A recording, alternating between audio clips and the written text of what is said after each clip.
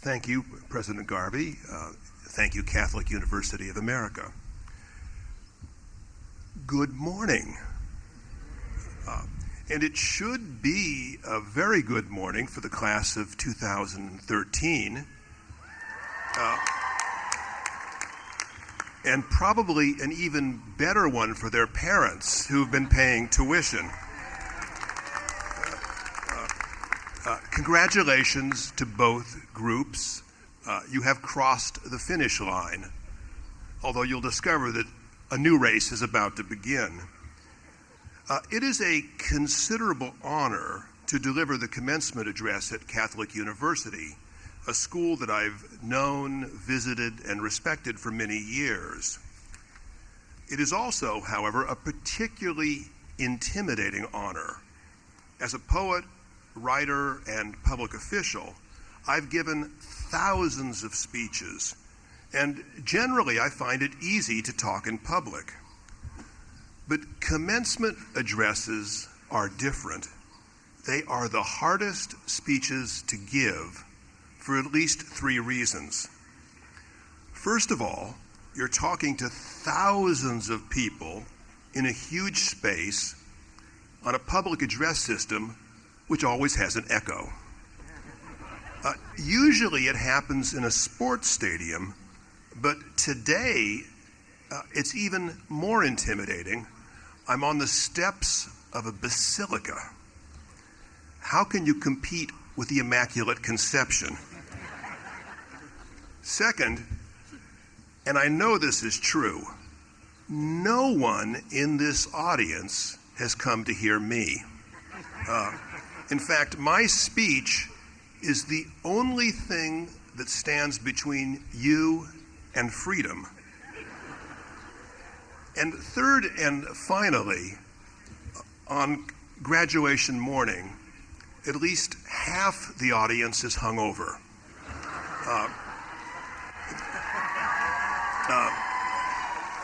Though judging from the guys I see in the 6th and 7th rows, I would revise the percentage upward this morning. Now, my wife told me that I should offer some wise advice to the graduates today. That is, after all, the tradition of commencement addresses. But I'm not going to offer any advice this morning. Is there any member of this class who has not already received enough advice lately from parents, relatives, siblings, friends, and teachers? By now you are saturated in advice and you don't need any more from a stranger. Plus, I am the father of two sons, aged 20 and 24. And I know that you wouldn't be listening anyway. It is a fact too rarely acknowledged that when a father offers good advice to a son or a daughter, he is mostly just talking to himself, listing the things that he wished he had known when he was your age. Now, of course, this doesn't stop fathers and mothers from lecturing their children, but most of us eventually learn that the best thing that we can do is simply to try and set a good example. I'm not sure how good my example is, but it's all I have to work with. So this morning, I will only say a few things about my own life in a way that seems appropriate to the commencement at a great Catholic university. I am now 62 years old, at this odd stage in life between being middle-aged and being old. I was born in Los Angeles on Christmas Eve, 1950. My father was a cab driver. My mother was a telephone operator. If you believe the law of averages, I should have had an average life. I was born among the working poor into a family full of immigrants, Sicilian on my father's side, Mexican on my mother's. My family had little money and less education. No one in our family had ever gone to college. In fact, Both of my grandfathers had left school by the age of 12, and many people in my family spoke little or no English. But my life has not been an average one. I have enjoyed a degree of success, fame, and financial security beyond anything that my parents or grandparents could have imagined. When I look back on my own life to ask why I have succeeded, I see two things at the center: my family and the Catholic Church, especially the Catholic schools that I attended for 12 years. When I hear sociologists, journalists, and politicians talk about backgrounds like mine, I often hear words such as underprivileged, marginalized, deprived. But such words don't describe my upbringing. Because of my family and those Catholic schools, I felt empowered and free to search out my own destiny, even in my ugly, rundown, urban LA neighborhood. For those of you who have seen Pulp Fiction or Jackie Brown, they were shot in the town I grew up in, and they capture the charm of that town. But even in this neighborhood, I felt connected to the centers of wisdom, imagination, and achievement. As a Catholic, I was part of a communion that went back 2,000 years to ancient Rome and Jerusalem, to the Caesars and the apostles. I didn't feel in the least marginal. I knew that I stood at the center of the Western tradition, intellectually, artistically, spiritually. I knew that this tradition not only included philosopher saints such as Augustine and Thomas Aquinas, but also encompassed artists, Michelangelo, Mozart, Dante, and El Greco. Finally, I knew that it was a living tradition that would nourish me if I had the courage and resolve to become an artist myself. The faith also had visibly shaped the daily world in which I lived, especially in California, where the cities had been named by Franciscan missionaries after the angels and the saints: San Gabriel, San Jose, Santa Clara, and San Francisco, not to mention my hometown named after Nuestra Señora la Reina de los Angelos, Our Lady, the Queen of the Angels. At my parochial school, I was taught by the Sisters of Providence. They offered the standard academic subjects, and they taught these very well. But they also pushed us to master skills outside the normal curriculum. Starting in second grade, Sister Camille Cecile gave me 2 weekly lessons, one in piano and one in music theory, for $3 a month. Within a few years, I was playing Bartók, Mozart, and soon Beethoven. She also got us free tickets to the LA Philharmonic, a magical event I would never have encountered otherwise. This tiny nun shaped my future in ways that I would not understand for years. Those weekly lessons put me on a trajectory that led 40 years later to my appointment as the chairman of the National Endowment for the Arts. Meanwhile, in 8th grade, Sister Mary Damien, the best teacher and the hardest teacher I've ever had, made the class memorize poems by Shakespeare, Kipling, Longfellow, and Chesterton. I was bewitched by this poetry. My 13-year-old ears could hardly bear the beauty of poems such as Longfellow's Evangeline. This is the forest primeval. The murmuring pines and the hemlock, bearded with moss and in garments green, indistinct in the twilight, stand like druids of eld, with voices sad and prophetic, stand like harpers hoar, with beards that rest on their bosom. Loud from its rocky cavern, the deep-voiced neighboring ocean speaks, and in accents disconsolate answers the wail of the forest. The trouble was that when I recited these beautiful poems in class, I mumbled so badly nobody could understand a word. Appalled at my delivery, Sister Mary Damien kept me after school, not to punish me, but to teach me to speak clearly.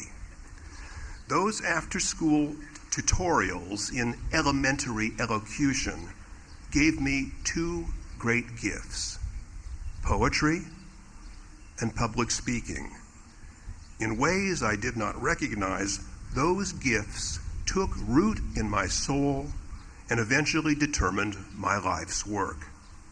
And so it continued at my Marianist Catholic high school, where I was taught Latin and theology, two subjects most people consider impractical.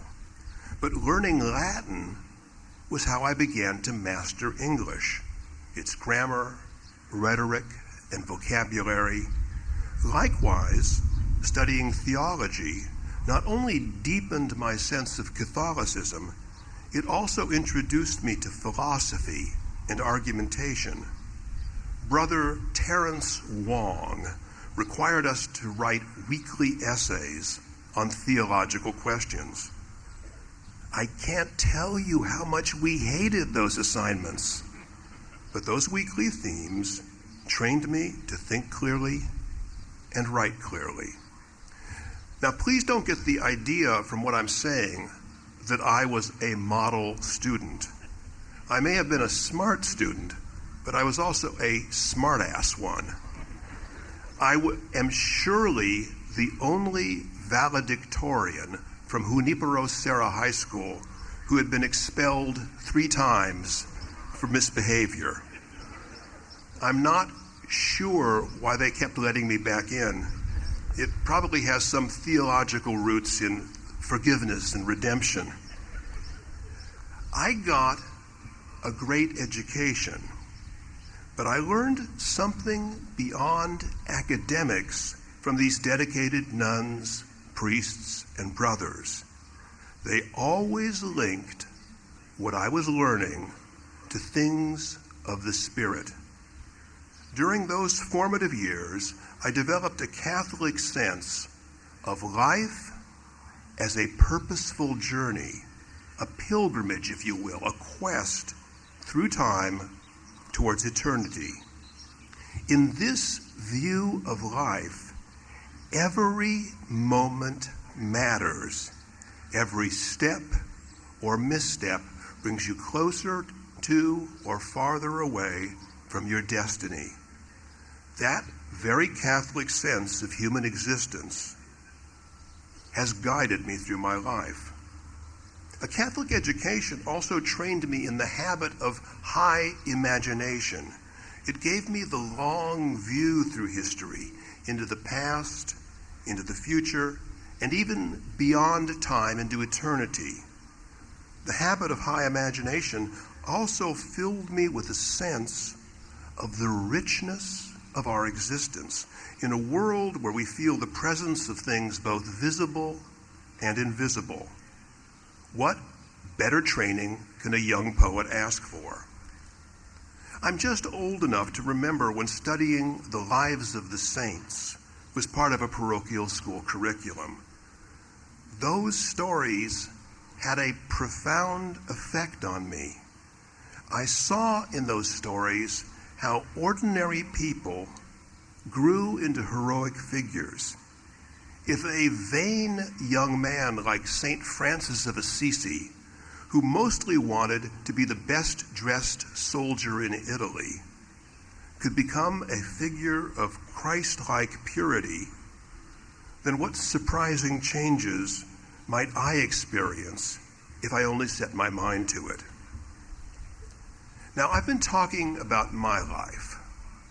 I said it wasn't an average life, but in at least one respect, I think it was quite average. I would bet that in today's audience, there are a great many people, especially among the parents and grandparents, who could tell similar stories of how Catholic education shaped and enriched their lives in powerful and positive ways. That is one reason that Catholic education is a tradition in so many families. My parents certainly hoped for, and that is why, even though they were quite poor, they sent 4 children through Catholic schools. And meanwhile, at home, my family provided me with the 2 necessary elements of a happy life: love and work. I was in many ways a difficult and weird kid, but I never doubted for a moment that I was loved. Nor did I ever doubt that love came with responsibilities of reciprocal love, trust, and loyalty. While I was being raised in the Catholic faith, I was also being trained in the Italian and Mexican religion of hard work. By the time I was 11, I was working, usually for a relative, as well as going to school. I learned from an early age that you have to work for what you want. There is no greater incentive to education and self-improvement than having a shit job. It makes you think seriously about the future. And today, I thank my father, mother, and uncles for giving me the most god-awful jobs imaginable, even though I didn't thank them at the time. There is nothing quite like shingling roofs in blistering summer heat to make anything else you do in life seem easy. Church and family seemed not only connected to each other, but mysteriously inseparable. At home, I had a father, mother, brothers and a sister, aunts, uncles, and grandparents. At school, I had more brothers, sisters, and fathers, and even a formidable mother superior. They all seemed part of one family, joined either by blood or by spirit. What my faith and my family taught me was consonant. They taught me to take life seriously, to work hard for what I wanted, to love and be loyal to those who loved and supported me. And finally, they instilled in me a conviction that an authentic life is one full of joy and purpose. As my friend, the late Ray Bradbury, used to say, love what you do and do what you love. Don't let anybody talk you out of it. Not even, I would add, if you or your son wants to be a poet. I often hear Catholics complain about the church. I'm sure much of the criticism is valid. The church is a human as well as divine institution, and humanity is fallible. But when I consider my experience as a Catholic, what I feel most deeply is gratitude. The same sort of gratitude I feel towards my parents. God rest their souls. What did I ever do to deserve all the love and hard work those people so generously gave me? The answer is nothing. It was pure grace and blessing. That is the point. That is why, though, today, even though I am just another pilgrim and sinner, I've tried to spend my life paying back some fraction of the blessings I've received. At 62, I'm only getting started. Let me close with a few lines of my own poetry, written to celebrate occasions like today.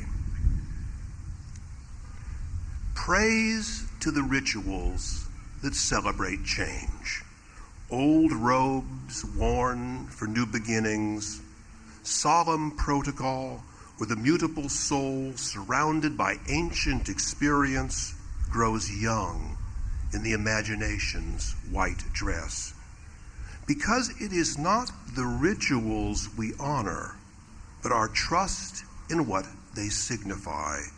These rites that honor us as witnesses, whether to watch lovers swear loyalty in a careless world, or a newborn washed with water and oil.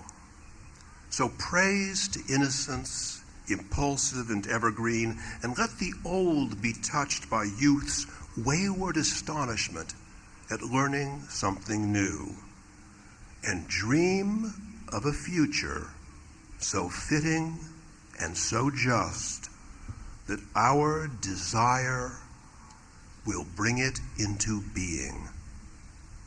Thank you, and God bless you all.